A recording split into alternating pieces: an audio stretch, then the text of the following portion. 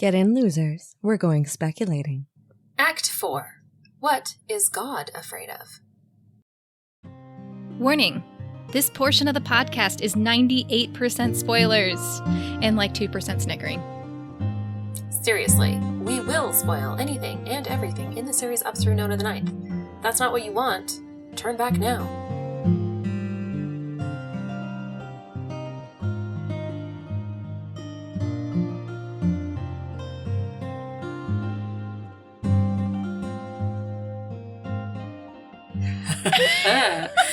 Do we start off with them being insane? Start with them.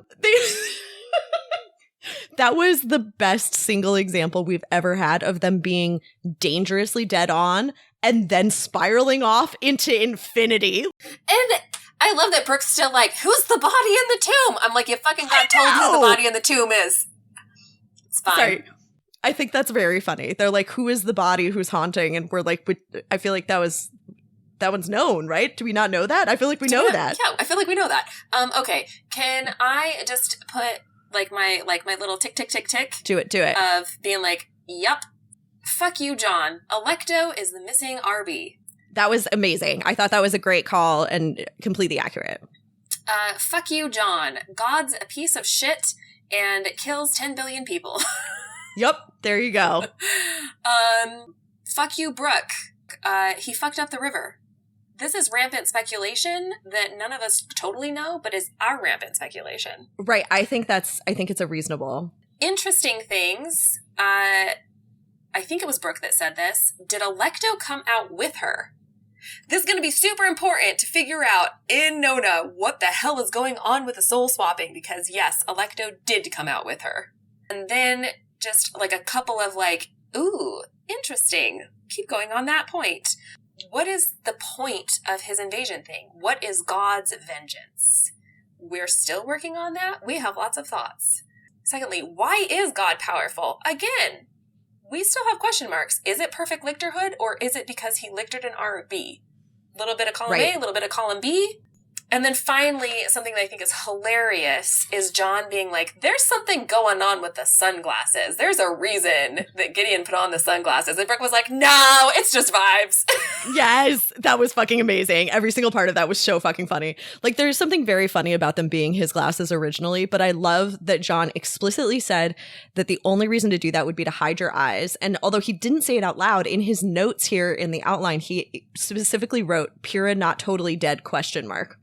And I was like, fucking dead on. That was beautiful. Yep. Can't wait for that. Yeah, I thought that was so funny. I was so disappointed that I couldn't go through all of the notes yet. And that I guess we're not even necessarily going to go through that next week. We'll save it for a wrap up.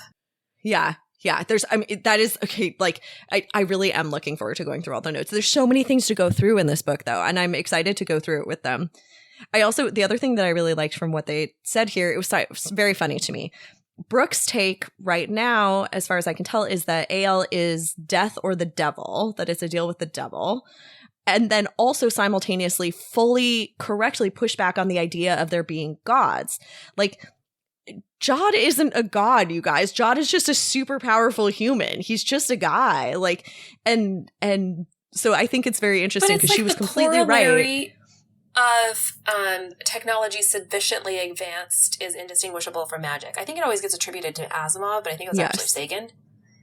I don't know who said it, but I know exactly the quote you're talking about. And you're right that it is like what counts as God enough. But I think it was important actually for Brooke to push back on this, that this is like something they got really caught up in, is this idea of lictoring death. And the only things that exist are real physical things in this world, although also the river is a real physical thing. So, like asterisk there. I do love them. I loved John getting up and pacing and spiraling off into like necromantic theory of how big a soul is. On the audio too, of him like going in and out. I'm like, I think you can tell that he's pacing. Oh my God, so funny. Yeah, and it was like part of what's interesting about this, though, is that he's right. So if we think about a planet as this composite soul made up of all the things on there, what happens if there's individual people with individual souls on that planet? Are they included? And I love this idea of like, how big does it get? Is there such a thing as a composite soul that basically encapsulates literally all life or all local life? Like, does my soul encapsulate all of the bacteria that are in me? Like, there's a lot of fun stuff in there. He already said WTF, so does that mean that he already got back, that he's already at... John must have come back already. This is... Honestly, okay, so I ended, I left us off before the game as, well, God's dead, so I guess it's time for a game. And my plan is to next week leave it as, well, God's not dead, so I guess it's time for a game. Oh, man. Yeah, that was a very funny rampant speculation. I enjoyed that thoroughly. All right, should we talk about our shit? Yeah. Okay, So Wake is pretty explicit here, says, so Mercy's like, where the fuck were you all this time? Wake says, in my bones, then a blade. And I still love the idea that we talked about, I think literally in our very first episode, that she might have been in Gideon and might inform some of Gideon's thought processes and like weird, anachronistic takes. But you have a response here. Well, so I think now I'm in the position that she never actually was in Gideon the way that she was for Harrow. But we know from like things like the unwanted guest that just the souls rubbing up against each other, there's like some bleed through. And I think it's so indicative that the moment that Gideon gets this blade, she carries it around and she loves it. She says she loves it so much she could friggin' marry it. Like she adores the blade. And there's this weird thing of like Wake purposefully doesn't kill her. Like, she should have no sentimental attachment to her child that was the bomb. But she literally grew up with her child. Here's another one from John, motherfucker. Oh. I don't know what these are in response to. I'm going to need context later. Yeah, no, I think that's really fascinating. I think there is so much bleed through. It's just very, very interesting. And we talked last time about how interesting Wake is as a character, how much control she has in that kind of river bubbly space, almost as though she's managed to kind of create those for herself. And we get a lot that's interesting here. So our newbies reference the fact that Wake actually knows Jod's name. Yeah. And this made me, and she also, this is another thing I caught this time around, is she references multiple genocides and a systematic stamping out of history and culture. And so was Wake part of the message? Or is she like intimately familiar with the message? Like, how does she know so much? Is that why she's familiar with Jod? Is this like, or has Jod encountered the message and he knows the message is a thing and that's why he's heard this all before? Is that what he's looking for? Is he's looking for the message? I don't know. I mean, the problem is like, so multiple genocides and systematic stamping of history and culture.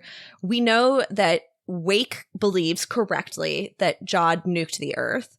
But also we know about these forced resettlements, which are genocides. Like, yes. So the subsequent life that has happened over 10,000 years, I'm interested both ways. And I definitely think Wake has much more power and knowledge than she should. And to the point where she feels a little bit supernatural, a little bit beyond real, not just a charismatic leader who came to recently with this. There's something very complex going on there. So I do hope we learn more about her as this goes. And I do like your idea here. So you said, is Jod's invasion force looking for the rest of the message? We've talked about how Jod likes to control the story. And like, we get such a good example of that here where he says fucking terrifyingly, what's the difference between the truth and the truth that I tell myself, basically. And so I easily could see that. I easily could see searching for the FTL people. It's such an interesting, God, what an complete obsession with your own reputation. Well, and it's also power. It's like an interesting commentary on the fact that if you control the narrative, you have ultimate power. Yeah, absolutely. So it's like, it's beyond propaganda. Like, if you can actually stamp out information and erase people's memories so that your truth is the truth, you have ultimate power. So I think you're completely right that this thing of what's the difference was in response to Anastasia. And I think you have a note here, and I think you're completely right. Anastasia did do it perfectly. I think Anastasia fully had it. And I don't think she panicked at all. And I don't know why she ended up following him in the end, but maybe she didn't, right? We know that she made this deal with Alecto. We know that, like, basically she's like one of the OG traitors. Like, she might be the OG traitor in terms of his lictors. Another from John. What the fuck? I'm gonna need timestamps and be like, what were each of these for, John? I need annotations. You can't just say WTF over and over and over. Anyway, sorry, where were we? Yeah. No, tell me a little bit about the stuff that you're writing down here about Anastasia. Maybe I can just read it. I said, I think that it confirms that Anastasia was doing it perfectly and he interrupted it. And then he either gaslit her into thinking that she was wrong or that he had something else to hold over her to use as collateral, maybe even Alecto. Because it seemed like she and Alecto had something even before they went to the ninth and made the tomb. You think that pact predates that? Anastasia could have been one of the few lictors that actually interacted with Alecto or that had kind of like a relationship almost with Alecto. And we know that it's variable because Mercy and Augustine are like, everyone hated her. And then Pyrrha, not Gideon, but Pyrrha is like, I didn't. Okay, here we go. Finally, here we have some context from John. After a WTF, motherfucker, what the fuck, which are each 3 minutes apart, then we finally have Just a Hannah and I. My name is Pyrrha DeVay, said the ghost in question, commander of the second house, head of Trenton Special Intelligence, cavalier to a dead lictor. This is a gladiator reference.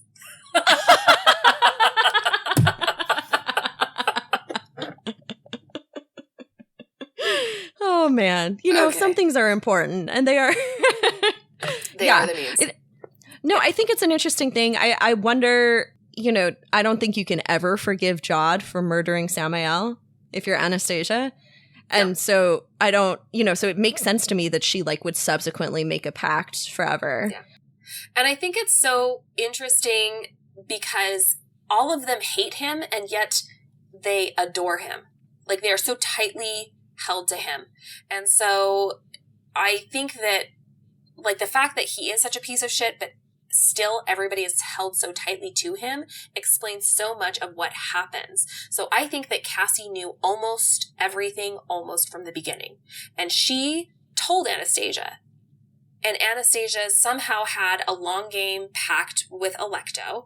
And from there on, all of the other lictors start figuring things out. But he is, like, Jod is so toxic and they are all so fucked up and won't trust each other, won't work with each other. They don't have like a common cause. So they're not actually working together. And so they're all separately screwing each other over and trying to get back at Jod or like trying to do their own things, but also like technically on his team or whatever. And like still trying to be his favorite. Like there's this line where he says, were you just pretending to hate each other this whole time, to Augustine and Mercy? And they both just go, no. They're like, no, we fucking hate each other. We just also would team up for this purpose. Yeah, you're totally right. And I like, for me, it's just such a classic indicator of a deeply abusive relationship because you know it's wrong and you also want them to love you, man. You desperately, desperately want to be cared for by this person who's constantly like punishing you, and you gaslight yourself into believing that if you're good enough this time, it'll work. Yeah, if it's good enough this time, yeah, everything will work out and everybody else will have been wrong and that you and this person with power over you are going to like, everything's going to be fine this time. Yeah. Yeah. Actually, I mean, like even in these chapters, Augustine has this moment where he says, come clean and be the man I want you to be. Like he wants Jod to be that person. And he also knows in his heart that it's not going to happen.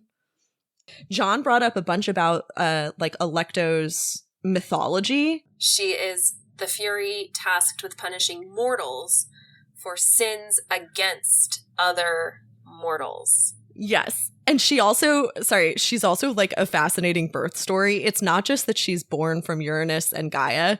It's so the first like 3 generations of gods in Greek and Roman mythology are all like killing your father so that you can take power. Yep. And so Kronos castrates Uranus And where his blood falls on earth, that forms the Furies and some other things. So it's also this, like, I don't know. There's something about this, like, death of a father thing that it makes sense in the context of this world where I feel like people are trying to come up against Jod, who clearly has tried to, like, overthrow the power structure that existed.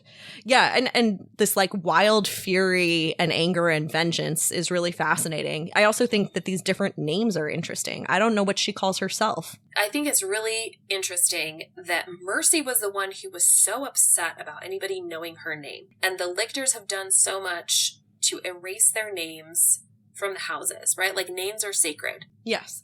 But Jod was the one being like, you can't withhold your name from, like, Harrow. Like, it's her, like, rightful, like, from Harrow and Ianthe. It's, like, it's their rightful thing. Like, they are your equals now. But at the same time, like, this is the first time he gets really upset about a name. And he doesn't want to hear the name Alecto. And I'm like, who named her Alecto? Like, how did she get that name? Who named her? And why does that name upset you? And why would you rather call her A.L.? And is the A.L. literally just a nickname? Or is there another piece to it that we don't have? Yeah. One of the things that I feel like we haven't talked about a lot because it doesn't come up necessarily a lot, Jod's overwhelming misogyny with respect to A.L. is fascinating, right? Like, he puts her in a body based on Barbie. And then the two names that he likes to call her are both these, like, diminutizations where it's, again, we have talked about this, you know, super sexy Annie Laurie, and then you have Annabelle Lee, small child who loved me dearly and I was her whole world. Like, it's just kind of it's both about ownership, but it's a gendered ownership in a way that I feel very uncomfortable with. Yeah, it's pretty gross. You know what's not gross? Pyrrha. Great transition. I love it. Like, from the very beginning, we have so many, like, little tells that it's Pyrrha when you know to look for it. So, like, when she walks in, there's the gun on the hip, and you're like, that's not something Gideon would do. He doesn't shoot guns. The only person we know of who cares about guns is Blood of Eden and Pyrrha. And Pyrrha.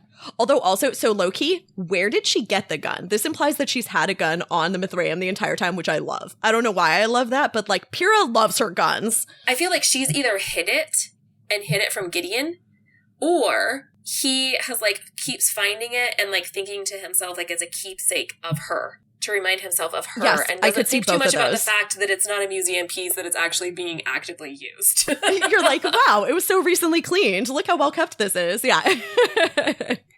And I also really love, so you're absolutely right. She's got the gun. They specifically say the dark eyes. We've got the stealing the aviators. I really think that Pyrrha is the only one who smokes, that Gideon does not smoke. I don't think Gideon smokes. I think it's only Pyrrha. Because Augustine is like, would you like a cigarette? She's like, I'd kill for one. Kill for one. And also, like, very, very, like, carefully, like, not saying very many things. Like, one-word answers, like, very few things. Like, yes, trying really hard to, like, to emulate Gideon. Yeah. I totally agree.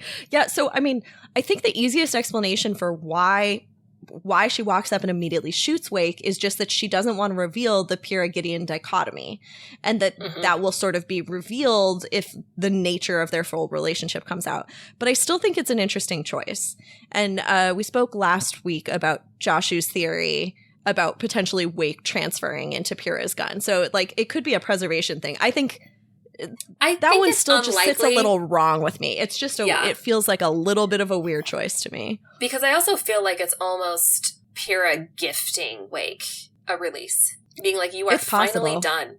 Like, it is finally done. I mean, this goes along with any of the, like, Harrow excising Gideon from her brain shit, where it's like, you didn't ask me for that. Like, Gideon didn't want that. Wake didn't want that. Wake is all about permanent vengeance, holding on for 20 years as a ghost in order to come back and do some shenanigans. God says a weird thing here. It says, you could have told me. And Pyrrha says, I didn't know to. And it's possible you could do, like, I didn't know whether you'd accept me. But there's a part of me that's like, how much did Pyrrha explicitly know? Like, did only Gideon know that Wake was pregnant? Like, and this is sort of like found memories floating up, or is this like? But see, I think they're like that weird pause of, I thought the baby was mine. Yeah. because it wasn't Pyrrha's. Yeah, exactly. You're like, was from semen from a body that I've been using. Yeah, I thought it was mine. Yeah. I just think it's like such a funny, one. like weird little pause. And you can read that pause so many ways, but then when you know that it's Pyrrha talking, you're like, oh, that's funny. That is funny. I don't know, because we also still don't know why Pyrrha was messing around with her before Gideon started. Like, Gideon started messing around with Wake 2 years ago. We don't know how long Pyrrha was messing around with her. We know that Pyrrha is deeply attracted to people who are Landmine almost people. zealots, people who like would die for their belief. Pause. Yeah. Yeah. Some weird shit. Oh, there's one more thing that I think is really interesting, which is we kind of forget that Ianthe is watching this entire scene. I'm glad you brought this back. Yeah. So she knows what a piece of shit Jod has always been. She watches him be shady and a piece of shit. She watches him be terrifyingly powerful. And we get that line at the very end from Gideon about there's Ianthe putting her finger on the scale marked bad. Yeah.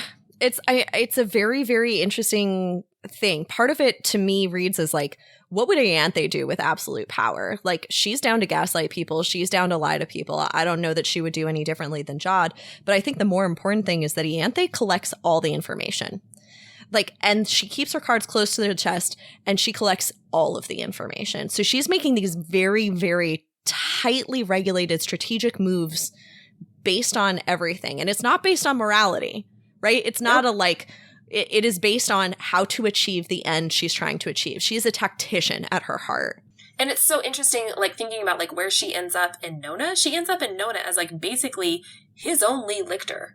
The only person actually running the universe. And it's so funny because it's, like, there's a lot of discussion about how Cariona, like, people see Cariona in Nona and they're like, what happened to Gideon? Like, why is she awful? And, like, there's this one idea that, like, she's literally missing a piece of her soul. It is literally not completely Gideon. And then there's the other part, which is you got everything you ever wanted and it is ashes in your mouth.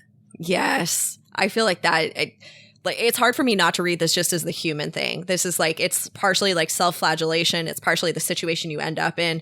And it is partially the knowledge always that like just this absolute disappointment and disillusionment with the world. You always wanted parents. You always wanted to be important.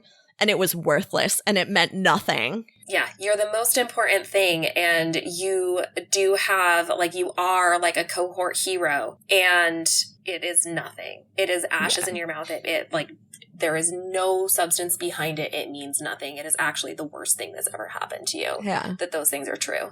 I really, really think that's true. And I also could see Gideon, like, actually for once playing the tactical side, recognizing that she needs to be here in this position in order to find Harrow, which is still her goal. You know, that like she doesn't know how it's going to come out and she needs to pretend to play this role for a while. I don't know.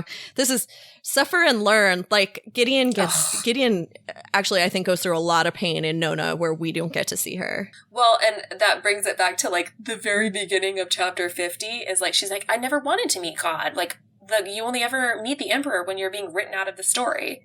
Yes. And I was like, sorry. And we don't actually meet Gideon again. Yep. We meet Cariona. Yeah. Like, she is, like, at the end of this book, she is kind of written out of this story after she meets God. No, I think you're absolutely right. Man, I'm really excited for Alecto.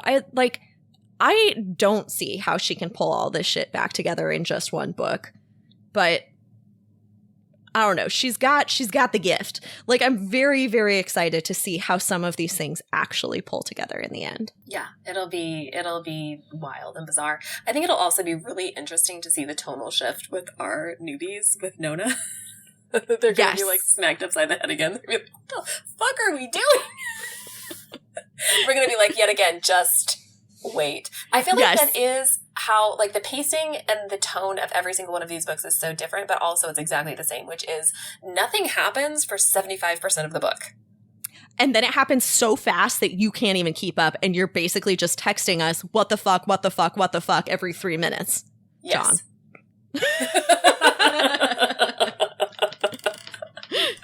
Yeah. Act 5. See you next time, my little nunlets. Well, looks like we've all got a side to pick when we come back to finish out Harrow the Ninth next week. If you want to follow along with us, our reading calendar is available on our website at frontline5th.podbean.com, and you can follow us on Instagram and TikTok, which are linked in the show notes.